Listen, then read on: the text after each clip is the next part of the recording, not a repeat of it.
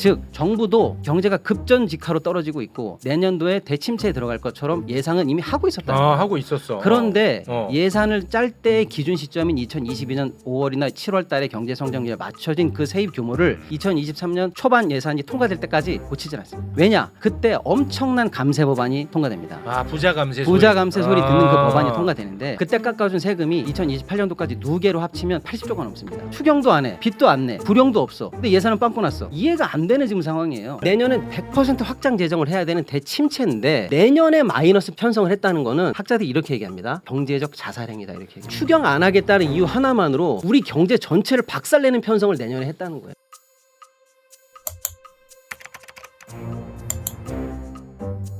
이분은 그 설명 천재예요. 너무 잘하시네. 깔끔해. 네. 나 그래서 일부러 오늘 원고 아예 안 봤잖아. 깔끔하더라고. 원본 봐야지. 아니야. 나라 살림 박살나는 중. 나라 살림 박살 나는 중. 보십시오. 네, 안녕하세요. 박시동입니다. 네, 반갑습니다. 자, 그러면 한번 경제 살리로 한번 쭉 가볼까요? 뭐 나라 살림 엉망이다. 세수가 크게 펑크가 났다. 세수 부족. 네, 이 와중에 뭐 부자들 세금 깎아줘서 그런 거 아니냐 난립니다. 그래서 그렇습니다. 진짜로 나라 살림이 어느 정도인지 네. 원인이 뭐고 이렇게 되면 어떻게 되는 건지 한번 정리해 보도록 네네, 좋네요. 하겠습니다. 네. 우리나라의 올해 2023년도 정부가 정한 세수의 목표가 있습니다. 네. 400조입니다. 400조 정도 걷겠다. 이렇게 목표를 잡았는데 네. 지금 상반기가 지났어요. 6월 기준으로 공식적으로는 178조 5천억이 거쳤습니다. 이게 작년 대비하면 39조 7천억이 줄었습니다. 40조가 줄었네요. 예, 그러니까 대충 상반기 지났더니 목표에서 40조 정도 빵꾸가 났다. 이렇게 보시면 될 것 같아요. 그러면 이게 어느 정도 잘못된 건가 보면 큰일이네. 진도율이라는 게 있습니다. 1월 1일에 세금 벗기 시작하죠. 쉽게 얘기하면 1%씩 올라가는 거죠. 그래서 연말 12월 31일이 되면 365분에 365가 돼야 되겠죠. 그럼 6월쯤 되면 보통 5년치 평균으로 봤을 때 어느 정도 진도율이 나오냐면 54% 정도 나옵니다. 그렇겠죠. 보통 상반기 많이 거드니까 54, 5 정도가 6월 지나면 거쳐져 있어야 되는데 네. 지금 6월 달 상황에서 44%입니다. 44? 예. 와. 진도율이 엄청나게 지금 안 나가고 있어요. 그러니까 목표보다 너무 떨어진다는 너무 떨어지는 거죠. 겁니다. 그럼 이 정도로 세수 결손이 큰데 왜 이러는 거야? 경기가 나빠서 그런 거야? 예측 못한 경기 침체 때문인 거야? 라고 보통들 기사가 나오는데 그게 아니라는 얘기를 저는 하고 싶은 거죠. 뭔데요? 이것은 예측 못한 이유가 못한 것 때문이 아니라고 저는 말하고 싶습니다. 네. 왜냐? 내년도 예산을 짤 때 보통 정부가 3월 달에 예상 편성 지침을 확정해요. 네. 그리고 5월 달까지 각 부서한테 필요한 예산을 걷습니다. 7월 달이면 어느 정도 내년 예산을 확정합니다.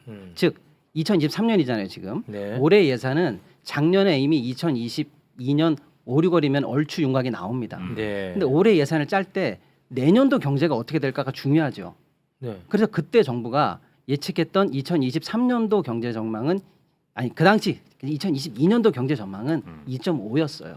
성장률이. 예, 성장률. 그런데 정부가 그때부터 매달 계속 성장률을 낮춰서 정부 스스로 기획재정부 발표가 연말 되면 1.6까지 낮아져요. 네. 즉 정부도 경제가 급전직하로 떨어지고 있고 내년도에 대침체에 들어갈 것처럼 예상은 이미 하고 있었다. 하고 있었어. 그런데 예산을 짤 때의 기준 시점인 2022년 5월이나 7월 달에 경제 성장률에 맞춰진 그 세입 규모를 2023년 초반 예산이 통과될 때까지 고치질 않습니다. 왜냐? 그때 2023년도 예산이 통과하는 날 올해 세법 개정안이 원래 같이 통과되거든요. 네. 그때 엄청난 감세 법안이 통과됩니다. 부자 감세 소리 듣는 그 법안이 통과되는데 도대체 얼마나 깎아줬길래라고 하는데 제가 편하게 말씀드리면 네. 그때 깎아준 세금이 2028년도까지 누계로 합치면 80조가 넘습니다. 그러니까 28년까지. 예, 누계로 계산하는 거예요. 왜냐하면 5년. 올해 깎아주는 그 세금 곱하기 해서 그게 집이 없어지는 게 아니지 않습니까? 쉽게 얘기하면 재산세가 올해도 나오고 내년도 나오고 하니까요. 그렇게 누계로 계속 계산하는 겁니다. 그래서 누적법에 따라서 80조 이상의 세금을 깎아주는 법이 작년 말에 통과가 되는데 대략 그럼 연으로 따지면 10몇 조, 15, 16조 뭐 그렇게 계산해도 되겠군요. 됩니다. 네.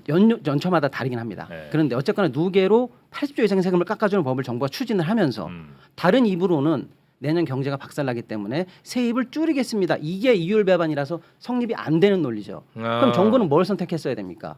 솔직하게 경제가 떨어집니다. 세입 줄이고 나라 긴축에 들어가야 될 것 같습니다. 지금 감세할 때 아닙니다. 나라 곳간 거덜납니다라고 말을 했어야 되는데 정부가 다른 선택을 하죠. 감세 밀어붙입니다. 그리고 세입이 줄어들 가능성이 있습니다. 얘기는 하지 않습니다. 그러니까 어떻게 됩니까? 2023년 시작하자마자 1월 1일부터 세금이 안 들어오기 시작하는 거예요. 경제가 부담을 하는 거예요. 그러니까 저는 예측을 못했다고 보는 게 아니라는 거예요. 정부 스스로 경제 전망을 계속 낮춰가고 있는데 세입 규모를 줄이지 않고 예산을 그대로 국회에 제출한 겁니다. 그래서 2023년이 시작하자마자 세입 규모가 이제 떨어지는데 제가 6월 7월이 돼서 이걸 확인한 게 아니고요. 1월 2월에 바로 확인됩니다. 1월 2월부터 그 당시 진도율에 따라서 10조 20조가 빵꾸 나는 거 아니야? 이대로 가면 연말까지 얼마 빵꾸 나는 거 기사가 계속 나오고 학계나 금융계에서 계속 분석을 합니다. 기재부는 놀라지는 않았겠네. 놀라진 않죠. 다 알고 다 알고 있는 있었으니까. 아유. 예. 그런데 이제 정부가 그럼 세속 이제 여러 군데서 얘기를 하는 거죠. 야, 너희들이 계측한 거 틀렸어. 지금이라도 다시 계산해. 2023년도에 이 정도 빵꾸 날 것 같으니까 장부를 우리 다시 짜자. 재추계를 해라고 합니다. 재추계 안 합니다. 아직까지 안 합니다. 지금 8월이 끝나가요 거의. 2023년 1월부터 지금까지 재추계하라고 학계랑 금융계랑 다 얘기하고 있는데 아직까지도 재추계를 하지 않습니다. 그럼 어떻게 될까요? 세입이 안 들어오고 있는데 수입이 안 들어오고 있는데 어떻게 살까요 정부가? 어떻게? 정부가 마이너스 통장을 뚫고 몰래 쓰고 있습니다. 그게 무슨 정부가 말이에요? 쉽게 말하면 정부가 갑자기 돈이 없어요. 돈이 우리도 없잖아. 갑자기 돈이 없으면 뭐 주담대를 하든지 은행에서 신용대출을 받아야 돼요. 돈 빌려와야지. 절차가 오래 걸리죠. 어. 평소에 마이너스 뚫어놓으면 급할 때 마이너스 땡겼다가 다음 달 월급 받으면 넣기도 하고 이런 거 있지 않습니까? 네. 그 정부의 마이너스 통장이 한국은행에 있다고 보시면 됩니다. 아. 그게 이제 긴급적으로 한국은행한테 차입할 수 있는 차입 계정이 있고요. 아니면 그거는 이제 차입 계정은 15일 마이너스입니다. 딱 15일간 빌려다 헉 갖고 이런 게 있어요. 아니면 재정증권이라고 해서 급할 때 더하기 빼기가 안 맞을 때 채권처럼 잠깐 발행했다가 두 달 안에 갚아버리는 재정증권이 있습니다. 쉽게 이 두 개가 정부의 마이너스 계좌인데 이거를 지금까지 113조를 썼습니다. 언제부터요? 올해만? 올해만? 예, 올해 113조입니다. 아 그래요? 그러니까 세입 재추계 좀 다시 해라. 아. 장부 좀 다시 맞춰보자 하는데 113조를 썼다는 거는 예. 지금까지 그러면 빚이 113조가 쌓였다는 거예요? 아니면 그때 쓰고 갚고 한 거를 다 더했던 쓰고 갚고 누적이 87조고요. 예. 재정증권이라고 해서 아예 발행한 게 채권처럼 발행한 게 26조입니다. 그럼 쓰고 갚고 해서 그럼 많이 갚았으면 그건 이제 제로네요, 맞아요? 제로긴 한데 네. 이것도 보통은 1년에 한두 번 정도 되면 많이 되는 거예요. 아. 근데 우리는 지금 매달 있습니다. 매달 넣었다 뺐다 매달 넣었다 뺐다 하고 있어요. 한 치 앞을 모르고 살고 있는 거죠. 세입이 지금 언제 빵꾸 날지 모르니까. 예. 그러니까 재축이 하라 싫은데 그럼 어떻게 살고 있을래? 마이너스를 쓰고 살고 있을 건데 지금 이러고 살고 있는 중이에요. 이제 그런데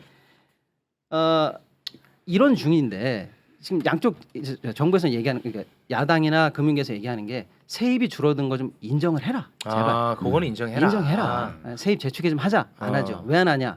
지금 세입 재추계를 하면은요. 지금 베이스에서 경제 성장률을 다시 반영해야 되고 나라가 얼마나 어려운지를 인정을 해야 됩니다. 그거 하기 싫어서 안 하는 거예요. 그러면 세입을 그대로 두면 어떻게 할 건데 돈이 없잖아. 쓸 돈은 천진데. 그럼 빚을 내야지. 국채 발행해.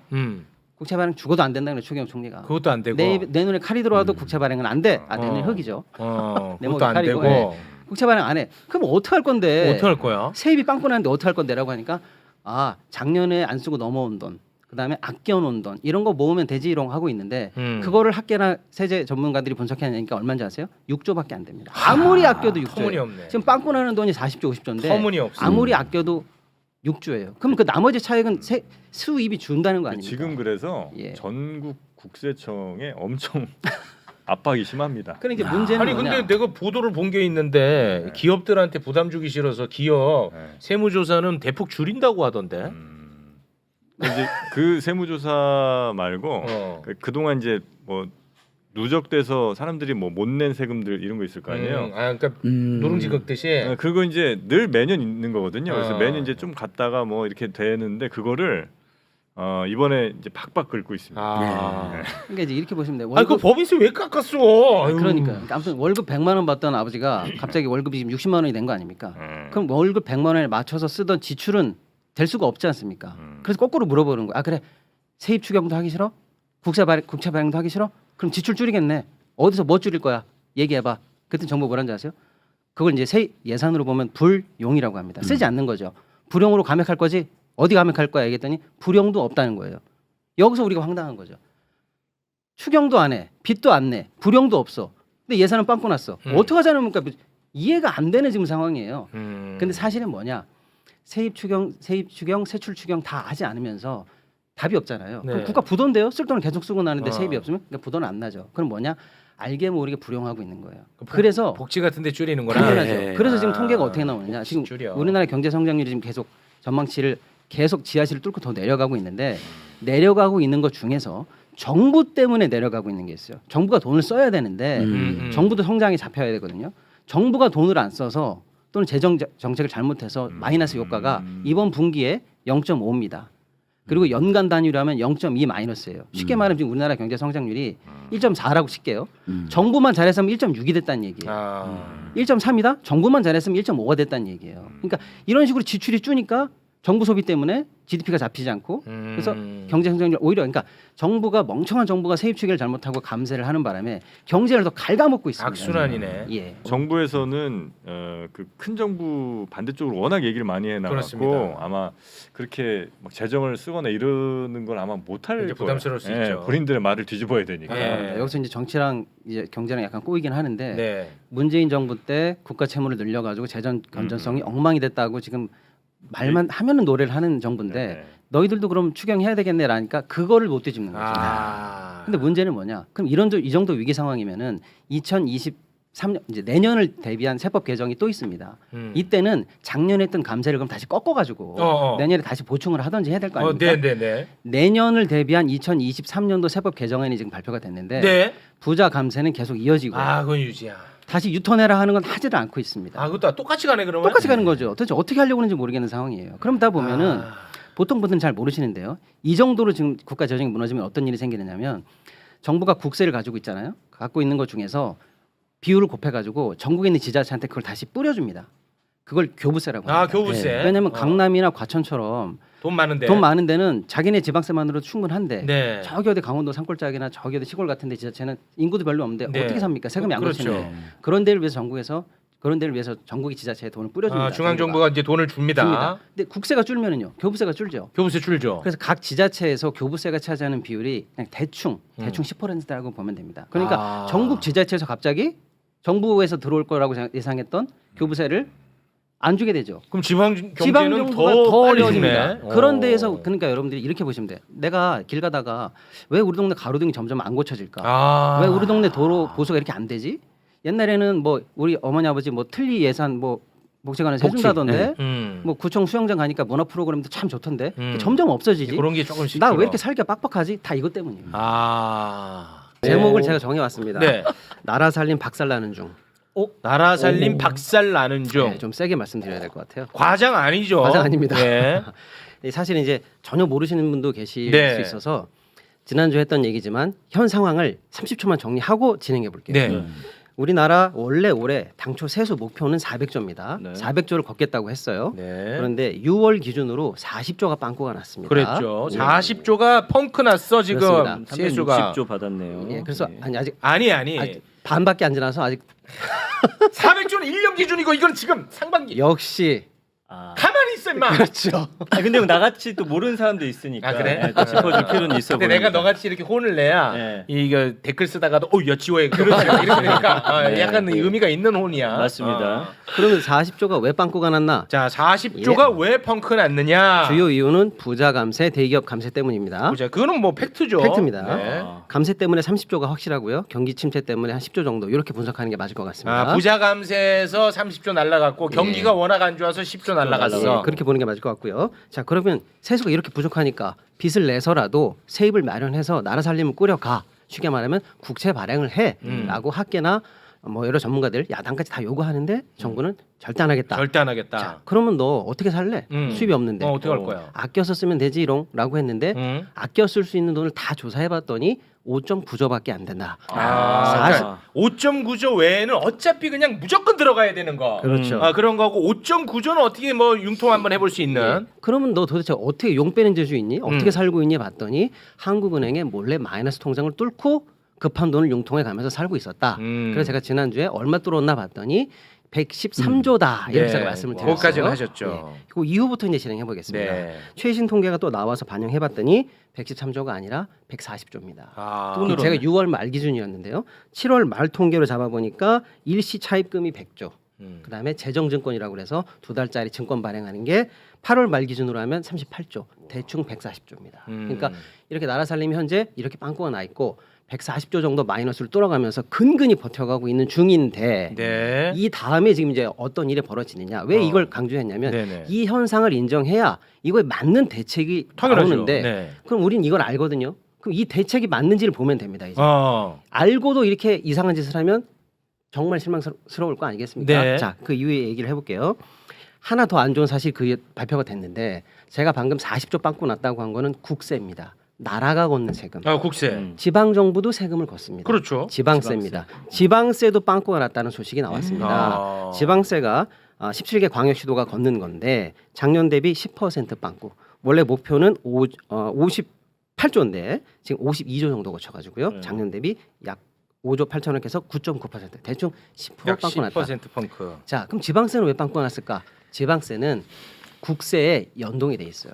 국세를 거두면 뭐 20몇 프로를 곱해서 그건 무조건 지방세로 추가 걷고 뭐 이렇게 연동 시스템이 돼 있거든요. 자연스럽게 빵꾸가 나죠. 그럼 뭐 당연하네요. 그리고 국세를 거둔 것 중에서 일부를 지방한테 교부세로 줍니다. 네. 그러니까 지방 정부는 교부세 주로, 지방세 주로 쌍끌이 폭탄을 현재 맞고 있는 겁니다. 더 힘들어지는. 이 지방 정도네. 정부, 중앙 정부 지금 난리가 난 상황이다 이렇게 보시면 되겠습니다. 아. 자, 그러면 이렇게 빵꾸가 나 있으니까 다시 한번 얘기합니다. 추경을 해, 돈 마련해라고 하는데 싫어라고 합니다. 왜냐 전 정부에서 빚 많이 냈다고 맨날 뭐라고 했으니까 그렇죠. 못할 거야. 그러면 내년에 어떡할 건데? 어떡할 거야? 라고 하니까 파괴적인 대책이 나옵니다. 아예 살림을 팍 줄여버립니다. 내년 예산이 지금 현재 검토되고 있는데 내년 예산 증가율이 3% 편성입니다. 그럼 늘은 거 아니야? 네. 라고 하실 수 있는데 네. 물가가 얼마입니까? 물가를 고려하면 실질적으로 마이너스 편성입니다. 그래요. 이게 얼마나 충격적인 얘기냐면요. 원래 우리나라가 평균 요새 아무리 줄여도 5%입니다. 그리고 문재인 정부 때 코로나 때 안 좋을 때는 7%에서 9% 정도까지 예산을 증액해 왔어요. 자, 그런데 지금 어떤 상황입니까? 증액률을 아무리 줄여봐야 5% 증액이었는데. 그렇습니다. 코로나 때도 뭐고 간에. 그렇습니다. 근데 지금 3% 증액 편성했다는 건 실질적으로 마이너스인데 왜 마이너스냐? 아까 말씀드렸죠. 수입을 늘릴 생각이 없고 추경할 생각이 없으니까 그냥 살림살이 팍 줄여버렸다 이렇게 하는 거예요. 그런데 이게 왜 문제냐? 저도 그게 궁금했어요. 지금 국민들한테 어떤 영향을 경기 미치냐. 대침체 중입니다 지금. 예. 경제 성장률 1.4고요. 그건 그나마 보수적으로 잡아서요. 내년은 더 안 좋을 것 같습니다. 자, 경기가 안 좋을 때 어떻게 해야 됩니까? 제가 쉽게 설명드리면 김밥집이 망하고 있어요. 대책은 두 개입니다. 하나는 사람 자르고 영업시간 줄이고 전기세 아끼고 어떻게 됩니까? 점점 악순환입니다. 손님을 악순환이야. 더 안 옵니다. 예. 근데 어떻게 살아나야 될까요? 빚을 좀 내서라도 사람 더 뽑고 더 맛있는 재료 만들고 이벤트도 하고 해서 그 빚을 갚을 정도로 매출이 팍 튀어야 됩니다. 레시피 기술 개발하고. 그렇죠. 그렇게 가라고 하는 게 경제학자들이 다 얘기하는 확장 재정을 내년에 하라고 하는 겁니다. 내년엔 100% 확장 재정을 해야 되는 대침체인데 내년에 마이너스 편성을 했다는 거는 학자들이 이렇게 얘기합니다. 제가 인용할게요. 경제적 자살행위다 이렇게 얘기합니다. 그러니까 지금 추경 안 하겠다는 이유 하나만으로 우리 경제 전체를 박살내는 편성을 내년에 했다는 거예요. 아니 형님, 형님이 아니라 누구신지 모르겠지만 아무튼 시동님 몰라요.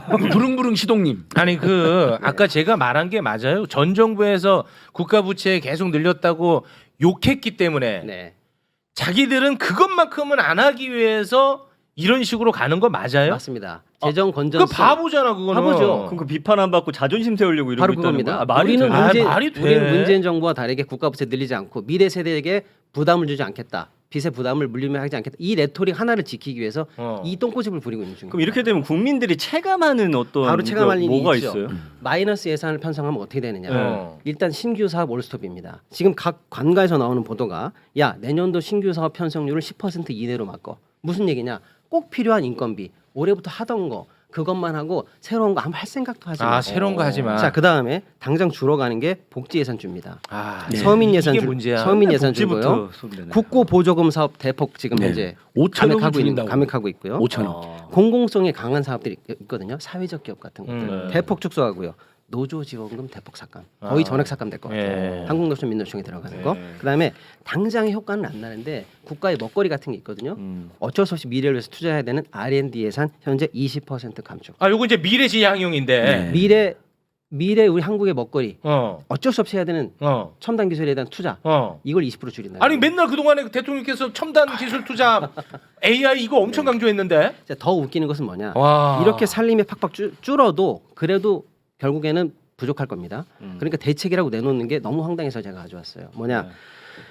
국유재산 종합 계획이라는 게 있습니다. 매년 발표합니다.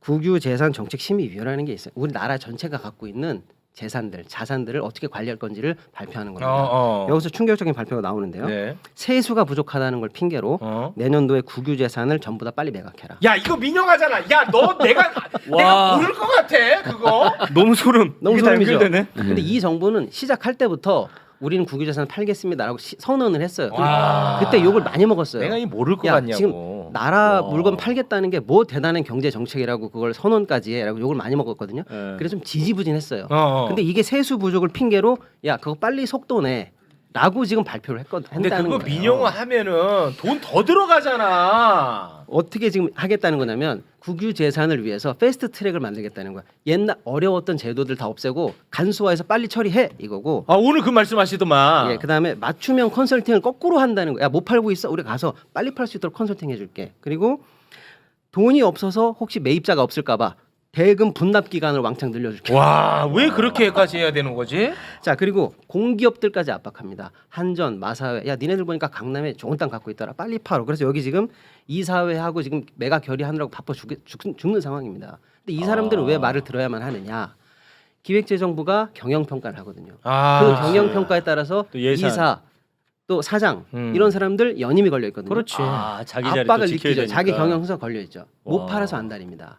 이래서 나라 살림 작살나고 있다는 중이에요. 제 얘기는. 아니 안진걸 소장님 예. 진짜 가만히 계실 거예요? 아닙니다. 지금 적극적으로 다들 대응하고 있어요. 아니 대응 아니 형님 이거는 농담이 예. 아니야. 왜냐하면 민영화도 민영화 문제인데 민영화하고 나면 이게 돈이 더 들어가더라고. 내가 그럼요. 그동안 보니까. 들어가죠. 유명한 사례가 있습니다. 있잖아. 예. 그 울산에. 울산에 있죠. 어. 그 우리 공공 그 기관이 갖고 있던 사옥을 분양한다고 팔았어요. 팔아서 우리가 거기 들어가서 세를 더 냈어요. 임대료 더 들어가. 근데 그걸 누가 샀나 봤더니 기획재정부에 기재부. 전광으로 취업했던 회사 펀드가 그걸 샀습니다. 아니 그 전제 이 정도 나라 살림 빵꾸 났다는 게 여러 가지 팩트를 딱 했잖아요. 네. 그럼 대응이 어떻게 나와야 될까요? 이런 식의 대응은 이거랑 아무런 인과관계가 없죠. 해결에 도움이 되는 것도 아니고 악순환이죠. 나라 살림 팔아먹는 것밖에 안 돼요. 그렇죠, 그렇죠. 그래서 황당하다는 거예요. 그냥 잠깐 그냥 눈속임 하는 거잖아요. 네, 그렇죠? 네. 예. 근데 참 이상하네. 이런 거 할 땐 또 머리가 좋다. 다른 건 참 그리고 내년 예산을 마이너스로 편성했다는 게 지금 학계에 큰 충격입니다. 금융계에도 충격이고요. 좀 심각한데. 이건 진짜 왜 심각하냐면요. 근데 왜 이런 거 지적을 아무도 안 해요? 내년에 네. 사실상 이 선언이 뭐냐면요. 내년에 전 국민의 삶은 어려워질 거고 우리 다 가난해질 거라는 확인 선언이에요. 오 마이. 예. 왜냐면요. 경제는 민간하고 재정 두 축으로 굴러가는데 재정 사이드에서 돈을 안 쓰겠다는 선언이거든요. 너무 무섭다. 예. 네. 추경호 총리한테 이렇게 얘기해요. 아, 이거 어떻게 살릴 건데 대책이 뭐야? 그랬더니 민간을 활성화해서 민간 경제를 지원해서 갈 거고 경제는 민간이 살리는 거고 정부는 뒤에서 지원하는 거야. 이 레토릭을 계속 쓰거든요. 이 말뜻이 나라 돈 안 쓰겠다는 거고 민간을 팔 꺾어서 투자시키겠다는 얘기인데 오늘 의미 있는 기사가 나왔는데요. 코스피 상장사 현금 흐름을 조사했더니 네. 작년 대비 투자가 30% 줄었고요. 현금 보유가 30% 늘었습니다. 민간은 투자 안 합니다. 불경기에 리스크 관리하느라고 대기 중입니다. 이게 현실이에요. 근데 정부는 민간을 투자를 통해서 경제 살리겠다? 앞뒤가 맞지 않죠. 현실과 맞지 않죠. 그러니까 제 말이 그거예요. 재정 박살나 민간은 그 침체기이기 때문에 현금 투자 안 보유하면서 해. 리스크 관리 중이야. 그렇죠. 내년은 경제가 돌 리가 없어요. 지금. 그럼 기업들은 이런 정부의 시그널을 보면 아 이제 돈을 풀 때가 아니라 아니죠. 갖고 있어야 된다라고 생각하는 조일 거예요. 바로 그걸 제가 말씀드려요. 예. 대부분의 기업들이 투자를 유예하죠. 이런 경우에는. 와, 그럼 말이 아예 안 되는 거네요. 그러니까 수치가 딱 맞아요. 투자가 30% 줄고 작년 대비 현금 보유가 30% 늘었다. 대충 이렇게 보면 맞습니다. 투자 안 한 만큼 현금 보유하고 대기. 그럼 이런 상황 속에서 서민들은 다 죽어나가는데 그 알토란 같은 것들을 사갈 수 있는 누군가는 또 나타나겠군요. 있겠죠. 예. 왜냐? 지금이 사실 잘 보세요. 이게 내 재산이라고 생각해 보십시오, 최 선생님. 강남 서초역에 엄청 비싼 절대 못 땅이 팔지. 있죠. 지금 고점입니까, 저점입니까? 굳이 따지면 저점입니다. 네. 내 재산이면 지금 안 팝니다. 안 팔지. 네. 그렇죠. 근데 나라는 지금 그걸 왜 팝니까? 또 지들이 사는 거 아니에요? 그 자체로 평가액에서 네. 붙고 손실을 일으킨다는 것이. 아 그럼요. 2024년 예산이 발표가 됐습니다. 어. 결론부터 말씀드리고 시작할게요. 대한민국의 미래가 난도질 당했다. 미래가 난도질하겠다고? 아니 그게 지금 윤석열 정부가 계속 하는 얘기가 뭐냐? 문재인 정부 너네 미래 세대들한테 다 떠넘기고 미래 세대 다 난도질했잖아 이거였는데. 네네네. 아니죠. 어. 지금부터 말씀드려보도록 네, 하겠습니다.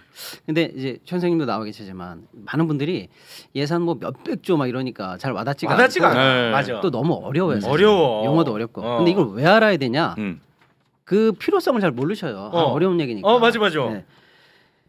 예산은 내가 낸 돈이에요. 그렇죠. 내가 낸 돈이고요. 그렇죠. 1년 안에 돌려받아야 되는 돈입니다. 국민들이 올해 세금 낸 거 올해 안에 돌려받아야 되는 돈이에요. 그러니까 내가 나한테 돌려줘라고 맡긴 돈을 뭘 사서 나한테 돌려줄 건지를 확인을 해야 되는 거예요. 그러네. 좋다. 예. 어. 근데 이거를 확인을 안 하면 어떻게 되게요? 공무원, 정치인 이런 사람들은요 내 돈을 지들 돈인 줄 알아요. 제가 행정을 해봤잖아요. 예. 실제입니다. 그 자리에 가면은 이게 국민 돈이 아니고 자기가 소유권, 처분권이 있는 줄 알아요. 착각하게 되겠다. 맞네. 내가 예산 줄게. 이번에 집행 얼마 하면 되겠어. 국민들이 관심 안 갖잖아요. 주인이 아니고 종이 지 돈인 줄 안다니까요. 아무리 어려워도 꼭 관심을 가져주셔야 돼요. 맞아. 네네네. 지 돈이 아니거든요. 예, 예. 좋았어. 설명 잘해. 잘하세요. 설명 잘해 진짜. 쏙 빠져들게 하네. 네. 알겠습니다. 예. 총론부터 말씀드릴게요. 쓸 돈, 내년에 쓸 돈 656.9조, 대충 657. 657로 외웁니다. 657조입니다 내년에. 657조를 쓰겠다고 쓰겠다고 편성했습니다. 했어요. 쓸 돈입니다. 왜냐하면 좀 이따가 들어올 돈 따로 얘기하기 때문에 네. 쓸 돈 잘 기억해 두세요. 네. 쓸 돈이 얼마가 늘었을까요 올해 대비해서? 2.8% 늘었습니다. 2.8% 늘었어요. 이거 많이 뭐 그럼 늘은 작은 거 거네. 아니야라고 생각할 수도 있는데 네. 전혀 그렇지가 않고요. 지금까지 우리나라가 문재인 정부 시절 평균이 8.7이에요. 증가율이. 근데 지금 그거에 비하면 어떻게 되게요? 3분의 1 토막입니다. 자, 그다음에 내년도에 우리 내버려 두면 저절로 경상이익이 얼마 나오냐면 4.9가 나와요. 그리고 물가가 지금 3이 넘습니다. 네네. 이렇게 비하면 어떻게 될까요? 물가 상승률보다 또 낮아. 못합니다. 그러니까 그러면 이게 예산을 줄인 거네. 마이너스 편성이라고 보시면 되겠습니다. 자, 어려운 수치 고민하지 마시고요. 결론 살림살이 나라 살림살이가 어렵다 하니까 어떻게 어려워졌을까요? 마이너스 편성을 했네. 이렇게 보시면 되겠어요. 자, 문제점에 대해서 이제 깊이 있게 한번 들어가 보도록 하겠습니다. 가장 큰 문제점, 제가 제일 이번에 강조했던 거, 대한민국의 미래가 난도질당했다고 한 게 뭐냐면 R&D 예산이 대폭 감축이 됐는데 국가 R&D 예산이 26조 9천억으로 편성이 됐는데 작년에 31조였습니다. 16.6%가 깎였습니다. 16% 깎았어. 예, 대충 17% 깎였어요. R&D 예산. 저 표를 갖고 왔는데 보십시오. 뭐야? 지금까지 깎인 적이 없어요. 그러네. 2018년부터 올라갔네요. 쭉 제가 해뒀죠. 계속 늘어납니다. 이게 왜 이거 우리의 희망이고 미래니까. 우리의 희망이고 미래입니다. 기술 아무리 우리 농사할 때 그런 얘기 있잖아요. 아무리 배가 고파도 씨나락은 먹으면 안 된다. 그거 먹으면 내년에 농사할 게 없잖아요. 벽시 먹으면 안 이게 돼. 한국의 미래입니다. 이거를 깎은 적은 없어요. 아무리 어려워도 이걸 깎은 적은 어려워도 없습니다. 이거는 깎을 조금 늘린 적은 있어요. 네. 아무리 어려워도. 근데 깎은 적은 없습니다. 지금 깎았어요. 전혀. 증가율을 낮춘 게 아닙니다. 깎은 겁니다. 깎았어요. 예, 예. 이게 제일 충격적이더라고요. 16% 깜짝 깎았어. 놀랐습니다. 놀랬지, 많이 네. 놀랬지. 많이 놀랐어요. 이번- 이번 빨리 시위하세요. 예, 데모하러 가겠습니다. 예. 그런데 그럼 이게 왜 깎았냐? 왜 이 깎았어? 배경을 한번 어. 물어봐야 되는데 설마 정부는 이렇게 카르텔은 아니겠지. 바로 그겁니다. 정부는 일단 이렇게 얘기해요. 나눠먹기식 R&D 카르텔 예산을 원점에서 재검토하라. 윤석열 대통령이 얘기를 했습니다. 그놈 카르텔 진짜. 그놈의 칼. 자, 그런데 그래서 카르텔이 어딘가 하고 감사를 다 해봤는데 없어요, 나온 게. 없어? 카르텔이 없어. 조사하고 감사했는데 정작 없어. 나온 게 아니, 없다. 없어요. 근거가 이 하나는 없어. 아니 에이. 형님, 그게 아니라 그러니까 요만한 거를 요렇게 크게 부풀려요 보통. 그러니까 아예 없진 않을 거야. 아예 없진 않겠죠. 뭐 몇십조 쓰고 있는데 어디 뭐 영수증 못하고 그런 거 있겠죠. 근데 큰 규모의 카르텔 없습니다. 없어. 그래서 와. 추측해 보는 거예요. 아니 왜 카르텔? 카르텔이라고 지목을 하고 예산 이렇게 싹둑 잘라서 국가의 미래를 절단 낼 정도로 욕을 먹으면서 이런 일을 벌였나? 예산을 우리나라 예산을 누가 쥐락펴락하냐면 기재부가 쥐락펴락. 기재부 그거 알고 있습니다. 제가 볼 때는 우리나라의 큰 카르텔은 두 개예요. 법적 카르텔하고 기재부 카르텔. 네. 법적 카르텔은 정관 카르텔이고요. 그게 기재부 심각해. 카르텔을 우리가 깡패라고 그래가지고 모피아라고 부르지 않습니까? 모피아. 모피아의 힘은 어디서 나올까요? 예산의 목줄을 걔네들이 쥐고 있는 겁니다. 너 예산 줄까 말까? 이 부서 힘 있냐 없냐? 이거 다 기재부 마지막에 기재부 소관에 걸려 있어요. 제일 큰 힘이네. 그러니까 기재부는 자기 힘이 어디서 나오는지 정확히 알고 있습니다. 그런데요, 문재인 정부 때 과학기술혁신본부라는 걸 다시 만들었습니다. 뭐냐? 예를 들어서 우리 최 선생님이나 우리가 국가를 위해서 잘 하고 싶지만 무슨 과학 연구 사업에 돈을 달라고 하면 그거 알 수 있습니까? 모르죠. 몰라. 우리가 과학을 몰라. 이런 무슨 뭐 최첨단 뭘 하겠대. 몰라. 그 연구가 필요한지 안 필요한지 모르기 때문에 네. 그럼 최첨단 과학 우리나라 국가 R&D 사업을 과학자들이 전문가들이 먼저 보고 예비 타당성 조사를 하시오. 이렇게 해서 총액으로 줘버립니다. 그리고 걔네들이 거기서 예비 타당성도 하고 예산 분배도 합니다. 이게 뭡니까? 기재부의 손에서 벗어났죠. 벗어났죠.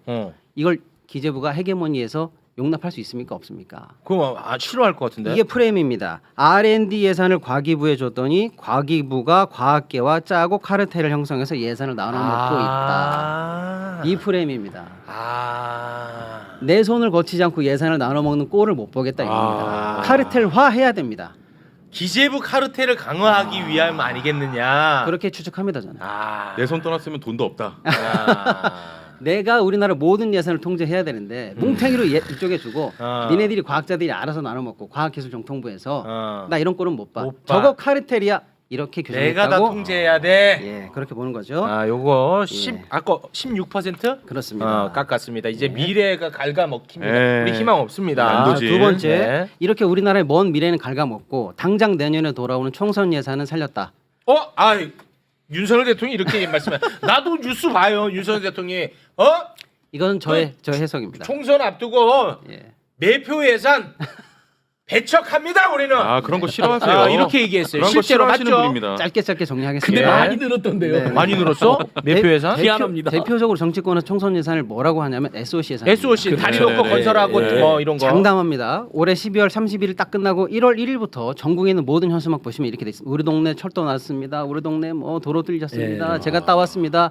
그 예산이 다 이 예산인데 이게 늘었습니다. 늘었어 이거는? 늘었죠. SOC 예산이 올해가 24조 9천억이었는데 26조 1천억으로 4.6%가 늘었습니다. 근데 왜 줄였다고 하시는 거야? 자, 그리고 보수표가 어디서 나옵니까? 주로 노인층에서 나오죠. 어. 노인 관련 예산이 1조 5천에서 2조로 늘었고요. 기초연금 예산이 18조에서 20조로 늘었습니다. 아니 노인 일자리 예산이 얼마 늘었다고요? 1조 5천억에서 2조.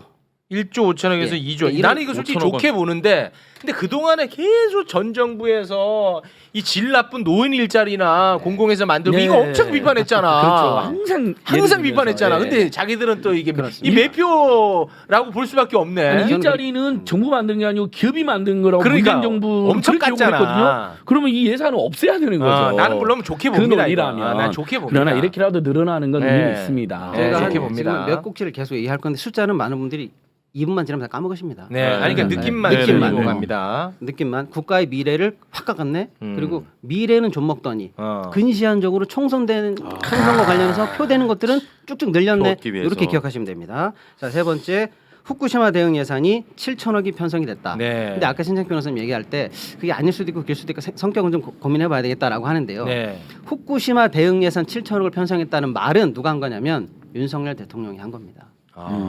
국무회의에서 직접 발언을 이렇게 했어요. 직접 발언하시고. 네. 대통령이 했고 해수부가 직접 얘기했습니다. 네. 그래서 후쿠시마 대응 예산이 7,300억 편성이 됐는데 일본이 후쿠시마 관련해서 품평 예산으로 8천억을 했어요. 네. 일본은 가해국 아닙니까? 그렇습니다. 엄밀하게 보면 네. 방사능을 만든 나라에서 8천억을 편성했는데 옆 나라인 우리도 그걸 대응한다고 거의 준하는 돈을 거의 쓴 거예요. 비슷하게요. 이게 무슨 꼴이냐 이거예요. 생돈 네. 우리 국민들이 혈세가 나갔는데. 생돈입니다. 근데 문제는 올해 대응 예산이 5천억대인데 약 2천억이 늘었거든요. 그럼 그 2천억이 어디서 왔냐? 해수부의 R&D 예산이 그만큼 깎였습니다. R&D 깎았구나. R&D 깎고 요거 지금 후쿠시마 오염수. 그렇게 보시면 더하기 빼기가 딱 맞습니다. 그러니까 결국 후쿠시마 대응하느라고 해수부에 연구해야 될 우리 미래 예산을 또 깎아 먹었다 이렇게 보시면 딱 맞습니다. 속상하다 진짜. 자, 그다음에 보조금 예산이 대폭 깎였는데요. 보조금은 4조 그리고 사업은 무려 10,000개가 깎였습니다. 그게 뭔데? 예를 헷갈리시잖아요. 들면? 이것도 대통령이 카르텔이라고 지목한 그 사업인데 제가 이렇게 말씀드릴게요. 선생님 국가를 만져본 적이 있습니까? 국가를 느껴본 적이 있어요? 이 나라를 맛본 적이 있습니까? 국가를 느낄 때는 뭐 우리가 무슨 뭐 참사 있고 뭐 이럴 때 와 국가가 나서서 해결하고 이럴 네. 때는 느끼죠. 그렇죠. 그러니까 그렇게 어려운 개념 말고 제가 쉽게 말했습니다. 우리가 평소에 국가를 만날 때 경찰을 불려가거나 검찰을 불려가거나 군대 가거나 이럴 때 빼고요. 감히 제가 말씀드리는데 우리가 평소에 국가를 느끼고 맛보고 만질 수 있는 것이 다 보조금 사업이에요. 보조금 사업은 뭐냐? 국가가 원래 해야 되는 사업인데 네. 공무원은 조금밖에 없어요. 그러니까 그 나머지 국가 일을 민간에 보조금을 줌으로써 국가의 일을 대신해다오 하는 게 보조금 사업입니다. 아, 위탁 사업 느낌이네. 청소년 복지관, 노인 복지관, 뭐 무료 법률 상담, 뭐 무슨 가정 법률 상담 이런 수많은 사업들 원래 공무원이 해야 되는데 그 상담사 공무원입니까? 아니잖아요. 네네. 무료 법률 상담하는 변호사 공무원이에요? 아니거든요. 네. 국가 서비스의 대부분이 사실은 우리가 만나는 그 모든 접점에 보조금 사업 이렇게나 많습니다. 그게 지금 10,000개가 없어집니다. 내년에. 이거는 진짜 뭐냐? 심각하네. 우리 국민이 내년에 국가를 만나기 힘들어지고 국가를 만져보기 힘들어집니다. 우리 앞에서 국가가 사라질 거예요. 이렇게 보시면 되는데. 그럼 각자 도생이네. 각자 도생이죠. 네. 예. 이렇게 보면 될 것 같고요. 이런 거 근데 되게 중요해요. 우리가 몰라서 그렇지 네. 젊은 사람들은 모를 수도 있어요.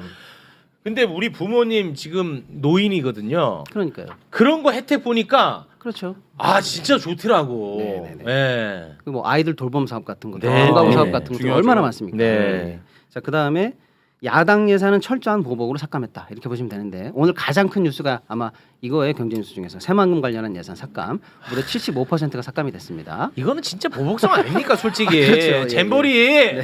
아유 맞잖아, 맞지. 예, 다른 SOC 사업은 전부 다 아까 늘었다고 말씀드렸는데 아. 얘만 줄였어요. 거봐. 75% 삭감. 그리고 이재명 대표의 대표적인 공약 사업 중에 성공 사례로 꼽히는 게 지역 화폐 예산입니다. 아 맞습니다. 네. 아예 영원이 됐습니다. 아 그건 영이야. 아예 전액 삭감. 와. 아예 그냥 빼버렸습니다. 아주 굉장히 정말 성공적인 아, 사업이고 지역 네. 소상공인들이라든지 또 안중걸 소장님이 특별히 관심이 많으신 그런 지역 청년들에게 굉장히 많은 혜택이 가는 네. 좋은 사업이거든요. 네. 성공 사례입니다. 아주 지역 선명하게 앞에는 가네, 선명하게. 영원. 아까 새만금 몇 %라고 요거는 좀 75%가 깎였습니다. 70. 이거는 노태우 죽이기죠. 맞죠? 노태우 지우기 맞죠? 예, 예, 맞죠? 새만금 관련해서 그동안 쭉 썼던 여러 가지 사업비가 윤석열 대통령 1년 동안 사업비가 더 큽니다. 자기 정권 들어와서 사업비를 왕창 냈다가 올해 갑자기 기분 나쁘다고 확 줄여버린 거예요. 아 그랬어요. 아. 국가 예산을 어떻게 저렇게? 네. 자, 그다음에 이제 문제 나머지 두 개는 묶어서 말씀드릴게요. 네. 윤석열 대통령 그러면 이렇게 야당이라든지 보복성 예산을 팍 깎아버리고 자기네들이 좋아하는 예산 원전 예산이지 않습니까? 아 원전은 좋아하죠. 원전 마피아 예산은 대폭 늘었습니다. 아이고 이늘. 자, 그다음에 외국으로 원조하는 예산이 또 늘었어요. 외국 원조. 그렇습니다. 심하게 말하면 우리나라 돈이 밖으로 나가는 거거든요. 이거는. 네네네. 그러니까 엄밀하게 말하면 우리 돈이 누구한테 가든 이 땅에 뿌려지는 게 세금인데 사실은 나가는 거잖아요. 네. 뭐 우리나라가 세계적으로 이제 뭐 선진국 반열에 올랐으니까 네. 국제기구에 지원금도 네. 내고 네, 이런 거 좀 네. 해야 되는 건 네, 이해가 됩니다만 맞습니다. 네. 됩니다만 그러니까 신중하게 봐야죠. 예. 그런데 2조 정도가 늘었어요. 다른 예산 지금 다 깎이는 중이라고 아까 말씀드렸지 않습니까? 2조가 늘었고요. 이 스탠스는 진짜 계속 일관돼. 우리 국민들은 철저히 무시하고 혼내고 네. 싸우고 바로 외국에는 막 굽신대고 다 엄청 그 정말 관용적이고. 우크라이나 예산도 629억인데요. 내년에 얼마까지 늘었는지 아세요? 5,200억입니다. 우크라이나 너무 좋아. 아니 아까 얘기했지만 아니 공산당 일이 여기 있다고 해가지고 홍범도 장군 그렇게 지금 동상 수장고에 넣어야 된다고 하는데 우크라이나 어떻게 할 거야? 한국 전쟁 어떻게 할 거야? 한국 전쟁 우크라이나 그때는 소련이었죠. 소련 어떻게 할 거야? 빨리 얘기해. 대답해. 그러니까요. 예. 우크라이나 전향 안 했잖아. 얘기해. 자, 이제 시간이 다 돼가니까 짧게 말씀드릴게요. 네. 지금까지 지출 부분에서 많은 문제라고 주목된 것 중에 제가 좀 특별하다고 생각하면 갖고 왔는데 결국에는 그러면 수입 부분도 한번 봐야 되겠죠. 지금 수입. 아까 지금 657, 지출만 얘기했잖아. 657이라고 했잖아요. 657. 내년에 쓸 657. 돈이 657이에요. 네네네. 근데 이게 얼마나 잘못 편성했는가를 말씀드렸던 거고. 그럼 들어올 돈은 얼마냐면 612. 들어올 돈 612. 예. 빼기 하면 어떻게 될까요? 그러면 대충 45조 45조. 적자. 4 내려오고 5 내려오면 45조. 45조. 네. 예. 45조. 요거를 통합 재정 수지라고 해요. 그냥 들어올 돈 나갈 돈 퉁쳐서 더하기 빼기 하면 나오는 돈. 마이너스 45조. 통합 재정 수지. 어려운 말이니까. 아니 이건 뭐 어렵지 예, 않아요. 통합 재정 네. 수지가 마이너스 45조인데 네. 여기 안에는 뭐 국민연금 같은 게 있어요. 근데 연금은 아시겠지만 들어오는 돈은 많이 쌓여 있고 나가는 돈은 아직 적잖아요. 네네. 그러니까 이게 나라 살림을 볼 때 착시를 일으켜요. 그래서 그걸 좀 빼고 실제 살림만 계산하는 걸 관리 재정 수지라고 해요. 요게 중요합니다. 네. 통합 재정 수지 마이너스 45조. 진짜 나라 살림은 관리 재정 수지. 관리 재정 수지 내년에 92조 적자. 마이너스 92조 적자. 조금 뻥бот해서 100조 적자. 그러니까 100조 쉽게 외우기. 예, 쉽게 외우기 100조 적자. 100조 적자. 그렇게 하다 보니까 우리나라의 채무가 내년에 어떻게 되느냐? 1,200조. 아니 그 맨날 그 문재인 정부 그 천조 국가 국가부채 채무 만들었다고 그렇게까지 나라 국감 빼먹었다고 뭐 분식 얘기했다고 난리 네, 쳐놓고. 이겁니다. 그러니까 한눈에 들어오시기 딱 정리하면 지금까지 설명드린 거예요. 나라 내년에 쓸 돈은 불경기라서 돈을 왕창 풀어가지고 좀 확장 재정을 해서 경기도 좀 살리고 해야 되는데 나 그런 거 몰라. 경제 성장률 같은 거는 안 오르는 거는 감수하고 가겠다라고 멘트를 쳤어요 직접.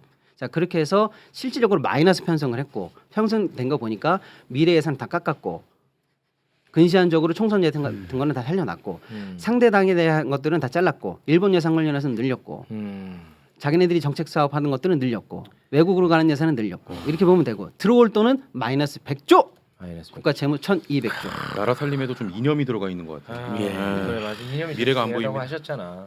이상한 데서 시작해서 끝에서는 일본으로 끝날 예정인데 잘 따라오시면은 아 이거 예, 못 따라갈 것 같은데. 못 따라갈 가능성이 있는데 최욱 선생님 믿고 한번 가보겠습니다. 예. 최고 MC이시니까. 자 저희가 어려운데. 최근에 한 2, 3주 계속 나라 살림 적자 얘기했거든요. 맞습니다. 연속된 얘기인데 간단하게 체크하면은 7월 달까지 통계가 정확하게 나왔는데 나라 살림이 43조가 빵꾸가 났습니다. 7월까지 43조예요? 예. 그렇죠, 예. 그래서 이제 연말까지 쭉 이 추세로 가면은 60조가 빵꾸 난다. 연말까지 가면 아마 60조 펑크 나지 예, 않겠느냐. 그렇습니다. 자, 그러면 이제 60조에 대한 대책을 내야 되는데 대책 냅니다. 60조. 만약에 60조가 그대로 들어왔다면 36조는 중앙 정부가 갖습니다. 24조는 다시 지방으로 내려보내줘야 돼요. 네. 자, 그러니까 60조가 빵꾸 난 상황에서 중앙 입장에서는 자기 살림에서는 36조가 안 들어온 거다라고 생각할 수 있겠죠? 그렇죠. 그렇죠. 예, 그러니까 그 36조에 대한 대책을 내놔라 이거거든요 지금. 그렇죠. 그랬더니 이렇게 얘기하죠. 10조는 그냥 안 쓸게요. 아 10조는 안 쓰면 자 되잖아. 이제 빼기 들어갑니다. 예. 이거 산수입니다. 쉬운 겁니다. 그럼 이제 26조 26 빨리 남았죠. 메워. 그렇죠. 그래서 나머지 6조는 작년부터 아껴놓은 돈 짜투리가 남았지롱. 아 남은 거 6조 있다. 그럼 이제 20조. 남죠. 20 남았어, 20조. 그러니까 그 20조 어떻게 할 거야? 어떡할 이거는 거야? 용 빼는 재주 없지?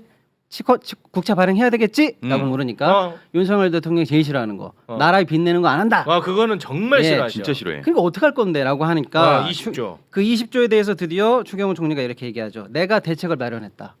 신의 한 수가 나왔다. 오. 라고 짠 하고 지난주에 발표가 쫙 돼가지고 화제가 됐는데 그게 신의 한 수가 아니다라는 얘기를 지금 하는 겁니다. 추경호 총리의 대책은 이겁니다. 그 20조 공자기금이라는 데 있지롱. 그 20조가 공자기금. 공자기금은 또 뭐야? 맹자 공자가 아니고요. 법적자금 기금 운용. 바로 그겁니다. 공공자금 관리기금입니다. 아, 예. 공공자금 관리기금. 앞자리만 맞고 어설프게 앞자리만 맞고 중간 단어가 다 틀렸어요. 예. 아, 죄송합니다. 공공자금 관리기금. 거기서 기금이라는 게 있나 보네. 그렇죠. 이게. 거기서 내가 20조를 땡겨오는 방안을 생각했지롱 라고 하면서 신의 한 수다라고 언론의 극찬을 받고 있는데 네. 그게 신의 한 수가 아니라는 걸 좀 말씀드리겠습니다. 자 그러면 일단 공자기금 줄여서 공자기금이 뭔지를 알아야 되겠죠. 예, 뭐야? 나라 살림은 두 가지로 보시면 되겠습니다. 일반 회계 그다음에 기금 일단 이걸 알아야 됩니다. 네. 일반 회계 어렵지가 않아요. 그냥 보통 때 쓰는 살림살이. 일반 회계는 보통 때 쓰는 예, 살림. 가정으로 치면 그냥 맨날 쓰는 가계부. 가계부. 그게 일반 회계입니다. 일반 회계. 근데 기금은 뭐냐? 기금. 그냥 아예 따로 빼는 거예요. 별도로 특별한 목적, 특별한 활동에만 쓰는 돈을 따로 빼놨습니다. 네. 가정 살림으로 치면 이겁니다. 이거 아들 등록금이야. 빼 살림에 섞지 마. 빼놔. 목적이 분명하네. 목적이 분명하죠. 예. 이거 딸내미 시집 미천이야. 빼. 목적이 분명해. 그래서 이름을 붙이는 거죠. 아들 학업 기금, 아 그렇지. 딸 결혼 기금 이렇게 이름을 뺍니다. 기금이라고 붙는 건 다 이렇게 특별한 목적이 있어서 따로 뺀 돈이에요. 우리나라에 기금이 67개가 있습니다. 엄청 많죠. 엄청 많네요. 7개나 있어. 예, 일반 회계 말고요. 지금 기금 얘기하는 겁니다. 와. 네. 그러니까 기금이 엄청 많다 보니까 어떤 기금은 돈이 조금 남을 때도 있고 어디는 좀 모자랄 때도 있겠죠. 그렇겠죠. 그래서 이 기금을 관리하는 기금의 은행, 기금의 보험, 기금의 저수지가 필요합니다. 그게 공자기금입니다. 그게 공자기금이야. 나는 오늘 알았다 이거는. 충분히 이해됐어요. 이 공자기금. 기금들의 은행이라고 보시면 되죠. 그러니까 공자기금에서 이 기금에 돈 좀 모자라? 내가 꿔줄게. 저 기금에 돈 좀 야, 돈 좀 갖고 와봐. 이렇게 하고 있는 기금이죠. 조정하겠구나 이렇게. 그러니까 추경호 총리 말 공자기금에서 20조가 남아있지롱. 내가 그거를 일반 회계로 다시 넘겨서 나라 살림에 쓰면 되지롱 이렇게 발표한 거죠. 언뜻 들으면 야 공자기금 20조 있는 거 그럼 누구는 몰랐어? 그게 뭐 그렇게 대단한 신의 한 수야? 라고 생각할 수 있죠. 바로 그겁니다. 근데 목적성이 있어서 그게 쉽지 않을 것 같은데. 바로 그겁니다. 공자기금에는 그럼 원래 돈이 남아있었나? 그게 아니죠. 아니요? 공자기금에서 20조를 땡겨 오겠다고 말하려면은 아까 말씀드렸죠. 다른 기금에서 공자기금으로 돈이 와야 되겠죠. 와야 되지. 어디에서 그 돈이 오나 꼬리표를 찾아가 봤더니 드디어 찾았다. 외국환 평형기금. 외국. 점점 어려워집니다. 어려운 거 많이 나옵니다. 외국환 평형기금. 평형기금. 예. 줄여서 뭔데? 외평기금. 외평기금. 여기서 20조를 공자기금으로 옮겨서 공자기금에서 다시 일반회계로 옮겨서 아까 부족한 세수를 땜빵하겠다. 메우자. 이제 흐름 이해되시죠? 외평기금, 매편기금, 공자기금, 일반회계. 이거 땡겨와. 이 뭔지도 모르겠는데 땡겨와 그냥. 땡겨와 이거죠. 외편기금 뭔데? 자, 외평기금 뭐 하는 거냐? 외국환 평형. 우리가 달러 환율 때문에 오르네 내리네 하면은 무역 휘청휘청하고 나라가 난리 납니다. 갑자기 달러가 오르면 어떻게 됩니까? 당국이 개입을 해야 됩니다. 오늘 달러 너무 많이 올라? 갖다 팔어. 오늘 뭐 너무 많이 내려? 야 원으로 사. 조정하는 거지. 그거를 하기 위한 기금. 아까 딸내미 기금, 아들 기금처럼 우리나라가 가계부에 쓰지 말고 그 돈 따로 빼놔. 외환에 문제 있을 때마다 이 돈 가지고 개입해라고 마련한 돈이 외국환 평형 기금이에요. 네. 중요하네. 근데 거기 지금 원화가 많이 남아 있다는 거예요. 그러니까 야 외국환 평형 기금 공자기금으로 옮겨. 공자기금 있는 걸로 옮겨. 다시 그걸로 일반회계로 써. 지금 이 흐름인데 외국환 평형 기금에 왜 돈이 많이 남아 있을까요? 남은 게 아니에요. 올해 환율이 엄청 높아가지고 달러 환율 방어하다 보니까 어떻게 합니까? 달러를 시장에다가 내다 파는 거예요. 달러를 팔죠. 팔면 반대로 뭐가 생깁니까? 원이 생긴 거예요. 그래서 그냥 원이 쌓였을 뿐입니다. 꽁돈이 아니에요. 그러니까 그냥 상대적으로 넣었다 뺐다 넣었다 하는 그 시계열 흐름 중에서 올해 원이 많이 남아 있으니까 그거 가져와.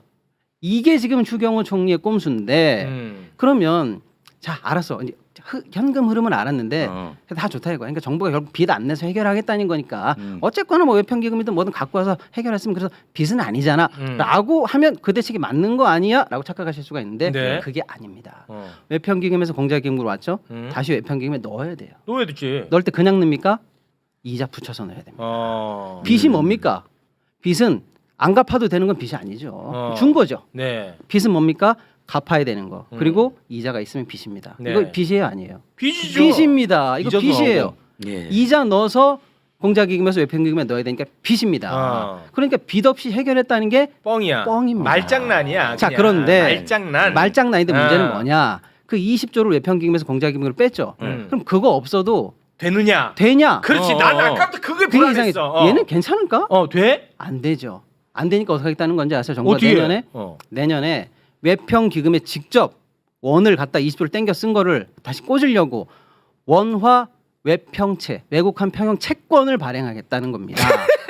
자, 너무 어렵죠? 아니 그게 아니라 국채 바로 그겁니다. 그거 하나 안 하려고. 그거랑 뭐가 달라 지금? 야, 나 역시 진짜 너무 웃긴다. 명예 MC 최홍님을 믿고 갑니다.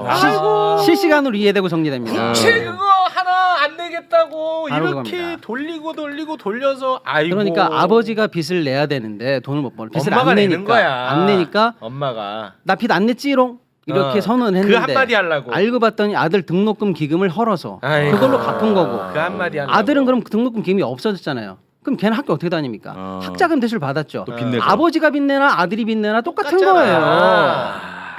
그러니까 전 정부는 아버지가 빚내서 우리나라 망했다고 하도 욕을 하니까 이 욕 좀 더 해보겠다고 그렇습니다. 그걸 이렇게 하는 거야. 자, 그런데 문제는 뭐냐? 아이고 이 잘 사람들. 들어보시면 이제 지금 그만 이게 얘기해. 다 됐어 이제. 1분까지 나와야 되는데 요거까지만 할게요. 그래서 이제 그러면 이제 결국 국채를 대신해서 외평채를 발행하는 이 꼼수를 가지고 마치 빚 없이 해결한 것처럼 뻥을 쳤다. 네. 거의 뭐 분식회계 아니야? 장난이야?라고 하는 것까지는 지금 이해가 됐어. 됐죠. 네, 거기까지 충분히 됐어. 그러면 그렇게 이해하고 끝날 문제가 아니라는 거예요. 아니야 또? 아버지가 빚내는 거하고 이제 막 20살 된 아들이 빚내는 거하고 똑같습니까? 더 손해야? 아버지는 돈이 많고 언제든 갚을 수 있는데 얘는 평생에 그 짐을 안고 학교를 다니면서 빚을 갚아야 되는 애거든요. 빚이 이게 달라지면서 빚이 달라진다는 거예요. 아 그래. 그 영향이 크다는 거예요. 그게 금융계에서 지금 걱정하는 겁니다. 나는 그냥 눈 가리고 아웅하는 게 너무 한심하다고 아웅 수준이 생각했는데 아니라는 아웅이 거예요. 아니네. 그냥 아웅만 해도 그냥 속았다고 해서 열받는데 아웅이 아니라는 거예요. 왜냐? 외평채는 단기채입니다. 1, 2년 안에 빨리 해가지고 빨리 그냥 사실 원금을 갖다 넣어야 되는 거예요. 국채는 단기채도 있고 중기채도 있고 장기채도 있어요. 근데 지금 단기채 시장에서 원래 경쟁하는 게 누구냐면 국채하고 통화채입니다. 근데 지금 난데없이 외평채 20조가 발행되게 생겼죠. 국채 단기채 시장에 외평채 20조가 끼어들어가지고 시장이 교란되기 시작했어요. 원화 발행 단기 외평채가 21년 만에 처음이에요. 옛날에 발행됐던 걸 기억하는 사람들이 지금 다 현장에서 죽었어요. 아니 뭘 죄송해요. 돌아가셨어. 죽은 거는 웃을 일 아닙니다. 없어. 시장에서는 겪어보지 않은 일이 20년 만에 닥친다고 해서 지금 엄청 당황하고 있는 중입니다. 자금 시장이. 시장 교란. 자, 더 큰 문제가 있습니다. 아이고. 외평채가 뭐 하냐? 아까 제가 일본을 만난다고 했잖아요. 지금 외평차 가지고 장난 이렇게 쳤는데 그건 내년에 이제 20조를 발행한다는 거예요. 내년에 자, 올해 아까 제가 얘기했지만 달러를 많이 썼어요. 그럼 지금 외평차에서 달러가 부족해졌겠죠. 그렇죠. 이걸 다시 채워야 되겠죠. 그래서 국회의 동의를 받습니다. 올해 1분기에 우리가 약 2조 넘게 달러를 썼어요. 그래서 국회의 동의를 받습니다. 올해 외평채 다시 채울 거니까 외평채 발행하겠습니다. 한도 좀 늘려주십시오. 오케이. 국회 동의를 받았습니다. 그럼 우리가 당연히 무슨 생각합니까? 그 동의받은 한도 내에서 달러를 많이 썼으니까 달러를 달러 채워놓겠지라고 사와야겠지. 생각하는데 어. 사상 처음입니다. 아까 원화 발행은 21년 만에 처음이죠. 어. 사상 처음으로 달러 사와야지. 외평채에서 엔화를 발행합니다. 무슨 뜻이냐? 우리가 일본 가가지고 우리 채권 발행할 테니까 우리나라에 투자 좀 해주십시오. 우리한테 빚 좀 줘주십시오라고 사상 처음으로 엔화 발행을 합니다. 외평채가 엔화가 발행되는 게 처음인데 규모가 얼마입니까? 얼마인지 아십니까? 5천억에서 7천억 사이 1차분. 지금 시작하고 있습니다. 그걸 왜? 왜죠? 왠지를 아무도 모릅니다. 대한민국에서. 에이 공부 안 해왔겠지 아닙니다. 왜 몰라? 합리적인 이유는 없습니다. 없어요? 왜? 최 선생님 두 분 다 야 달러 때문에 지금 환이 걱정이래. 들어보셨죠? 뭐 오른데 내린데 걱정이시죠? 네. 그래서 외평채가 있는 거예요. 네. 외평 기금이 있는 거죠. 어. 야 엔화가 올라서 큰일 났대. 들어보셨어요? 저는 들어본 적이 없어요. 그러니까 우리가 외평 기금에서 엔화를 들고 있을 이유가 없어요. 그러니까 왜 그렇게 왜 하는 거지? 정부의 이유는 이겁니다. 어. 일본과 한국의 어떤 그 협력의 상징값이 상징 때문에. 아니, 이게 무슨 상징값이 7천억입니까? 크리스마스 실도 아니고 그겁니다. 그래서 지금 외평채 발행이 임박했어요. 내일 모레 시작합니다. 그래? 예, 그래서 7천억 정도가 일본으로 우리가 발행이 되고 외평 기금에 난데없이 엔화가 낑겨 들어가는 상황이 생기고 일본이 쉽게 말하면 우리한테 채권국이 되는 거죠. 그만큼 우리가 채권을 갖다 파는 거니까. 이게 지금 목전에 와 있다는 거예요. 그래서 제가 이 외평채를 쭉 따라가다 보면 결국 뭘 만나느냐? 정부가 나라 살림 가지고 빚 안 냈다라고 한 거짓말의 끝에 외평채 가지고 장난쳤다는 게 나오고 여기서 난데없이 엔화 관련해서 외평채가 발행되면서 또 친일이야? 또 일본이야? 이유도 모르겠고 협력의 상징. 또 들어갑니다. 이거 기념주화도 아니고 무슨 협력의 상징이야. 더군다나 근데 이거는 아무도 욕은 못 하겠다. 왜냐하면 이걸 알아들으려면 알아들을 수가 없죠. 시간이 엄청 오래 걸리네. 오래 걸리죠. 그래서 어느 방송에서도 수화를 못 하는데 그러네. 최욱 선생님을 믿고 제가 한번 수화해봤습니다. 우리 다 좋아했어 지금. 다 좋아했죠. 다 완벽하게 좋아했어. 좋아했어. 아, 그리고 역시. 그 엔화 채권을 발행하는 그 주관사가 일본에서 정해졌는데 그 대항하는 애들이 다 우리나라에 심지어 라이센스도 없고 국내 전담 인력도 없는 회사가 지금 주관사로 정해졌습니다. 왜? 그 미스터리를 파헤쳐야 된다고 지금 여기서 선언하는 그거를- 거 아닙니까? 빨리 MBC 스트레이트 빨리 해 이거. 왜 도대체 엔화를 발행하며 MBC. 도대체 저 선정사는 능력 있는 회사인지 우리가 지금 한일 협력의 상징이라고 하면서 피 같은 국민의 세금으로 외평 기금을 마련하는데 엔화를 몇 천억씩 낑겨야 될 이유가 뭐냐 이거예요. 와, 이거 MBC 스트레이트 빨리 해 이거. 아. 빨리 예. 해 지금 해. MBC. 이게 어려운 지금 얘기. 언론에 계속 나오는 사무라이 채권 이야기잖아요. 사무라이 본드가 이겁니다. 예. 이게 뭐 근데 이거 진짜 설명하려면 시간이 너무 걸리기 때문에. 예. 그러니까 이런 장난을 칠 수 있는 거야. 맞습니다. 보도도 잘 안 돼. 어려워. 어려우니까. 무슨 문제지? 왜 우리가 일본에 빚을 내야 되지? 와.